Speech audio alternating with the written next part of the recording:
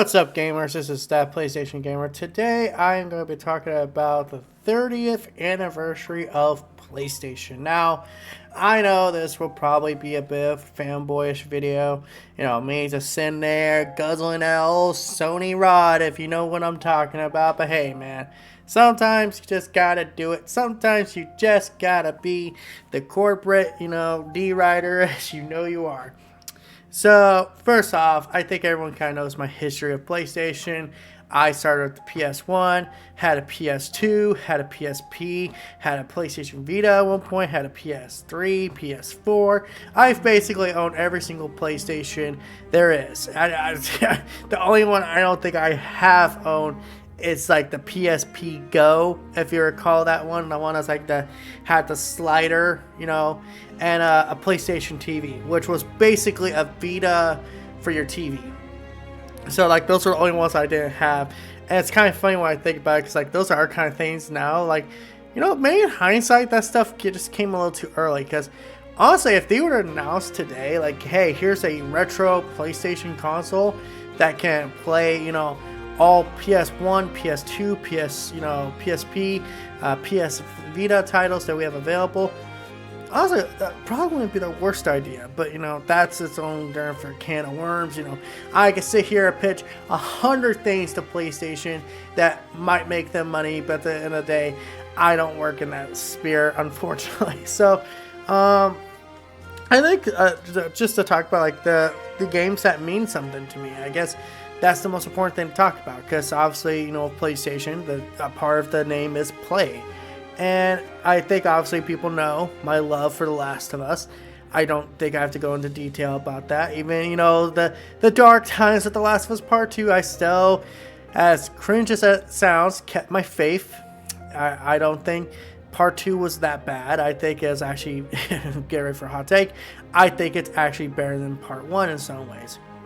But our franchise from PlayStation I really like is Ratchet & Clank. Like, I have played every Ratchet & Clank game I could get my hands on. I'm not kidding, man. Even a slice. I guess technically a bad Ratchet & Clank game I never played is PlayStation Move Heroes, which if you remember that, good for you, because I don't think that thing's even technically canon. But Ratchet & Clank's one of those franchises that's I do think has lost some of its flair, if I'm being 100% honest.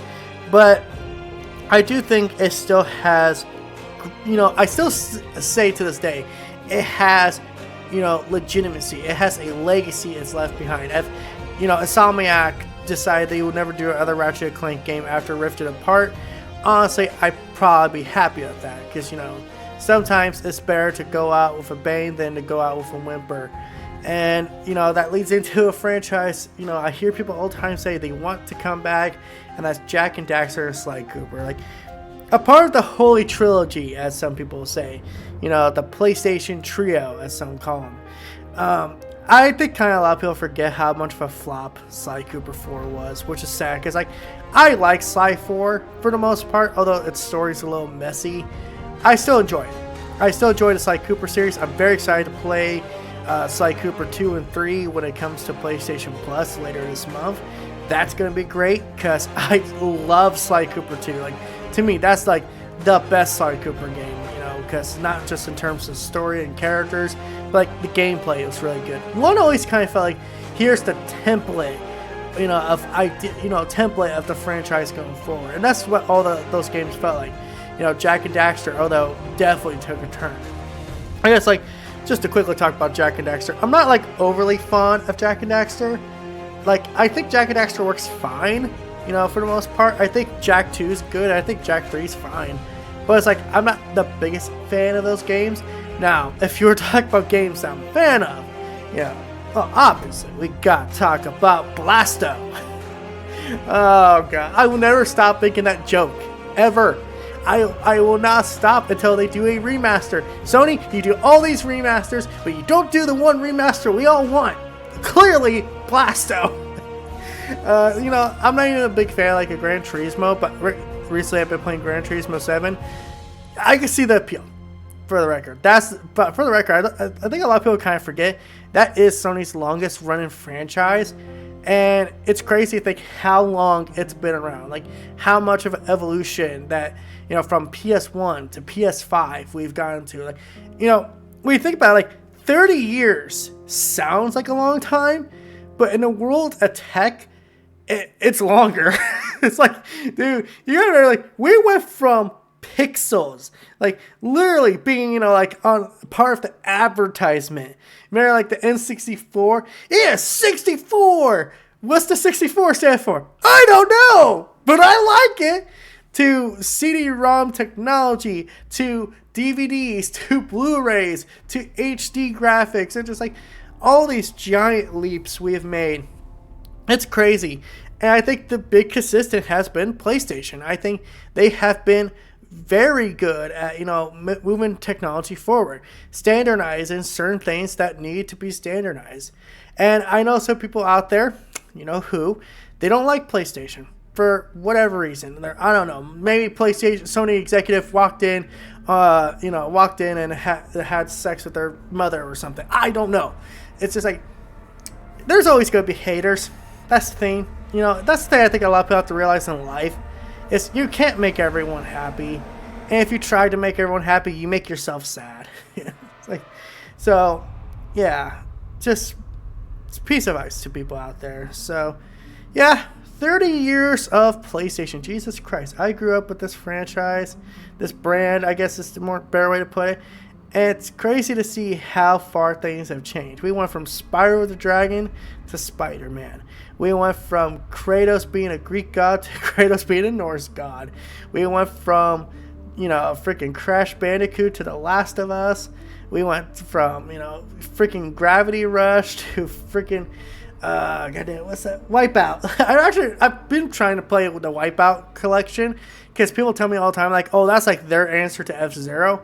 I'm like, dude, it's fun for record. Like, if there's a game that I could recommend for people out there, I'll probably make a list at some point of like games I actually could recommend to people if you were to play via backwards compatibility. Like Gravity Rush 1 and 2 would be up there. Wipeout would definitely be up there. Concrete Genie. I think one of the Fat Princesses games is available on PlayStation 4. I'm not 100% sure. I'll have to look into that. But like, there's a lot of lost IPs, and that's the one thing that kind of sucks about going forward is that we do know that like they're not gonna go deep diving into those old IPs that just don't pull in big money. I think something like Medieval Remake kind of showed why they won't do that, because they're not financially super successful. And the sad truth is, with the modern game industry, as much as I like the game industry today, much as I like modern PlayStation, is that you can't take those creative risks. You just can't, because the time and effort it takes into making those just isn't worth the effort. Because you have to do everything on a certain scale when you got the reputation of PlayStation. Now, what I think it is smart for PlayStation to do is lease out those IPs. Lease out a developer who wants to make a Jak and Daxter game. I jokingly said Kena was like the perfect blend of like Jak and Daxter in a modern game, but like, can you actually imagine? I just want you guys to put this thought in your head for a second. Kena, Bridge of Spirit developer, Ember Labs, making a actual Jak and Daxter game, a Jak and Daxter reboot.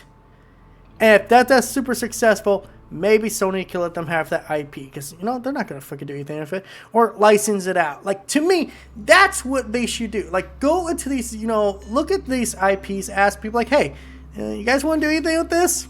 You want to do a new Twisted Metal game? We tried to do it. We just couldn't get it off the going. But you want to try? Hey, Last of Us multiplayer game. You want to try that? It's like, to me, that's what they could do with those old IPs, and while still keeping those IPs to themselves, and still keeping allow them to go a little bit third party. Put them on PC. Put it on Nintendo. Put it on Xbox, as long as it's licensed out. So. Yeah, that's just my rambling, my thoughts.